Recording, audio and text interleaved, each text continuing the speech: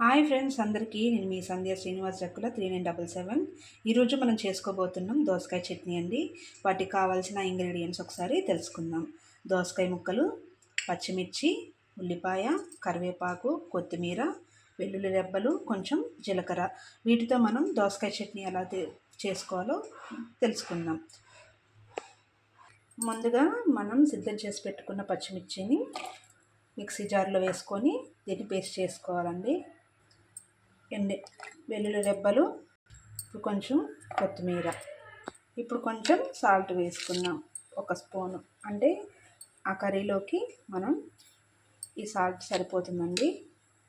ఇప్పుడు ఇది పేస్ట్ అయిపోయింది కదండి. ఇలా కచ్చాపచ్చగానే పట్టుకోవాలి దోసకాయ చట్నీకి. మెత్తగా పడితే అంత టేస్ట్ ఉండదండి. ఇప్పుడు మనం ముందుగా సిద్ధం చేసి పెట్టుకున్న దోసకాయ ముక్కల్ని కూడా ఇందులో వేసేసుకొని గ్రైండ్ చేసుకుందాం. మెత్తగా కాదు, కొంచెం బరకగానే పట్టుకుందాం. ఇదిగోండి, 1 పించ్ కొంచెం చింతపండును కూడా తీసుకున్నాను.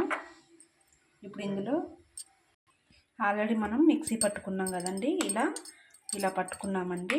ఇప్పుడు ఈ చింతపండు కొంచెం రసంతో పాటు ఇందులో వేసేసుకొని మరొకసారి ఇలా కలుపుకొని పక్కన పెట్టుకొని మనం తాలింపు వేసుకుందాం. ముందుగా మనం స్టవ్ వెలిగించుకొని బాండి పెట్టేసుకున్నాము. తర్వాత ఆయిల్ వేసుకుందామండి. ఇప్పుడు ఆయిల్ ఒక 3 స్పూన్స్ వేసుకుందాం.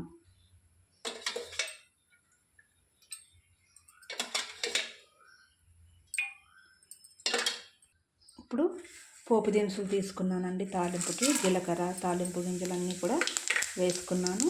తర్వాత ఒక 3 వెల్లుల్లి రెబ్బలు, ఇప్పుడు 2 ఎండుమిర్చి, కరివేపాకు వేసుకున్నామండి. ఇప్పుడు ఉల్లిపాయలు, ఇప్పుడు కొంచెం పసుపు వేసుకుందాం.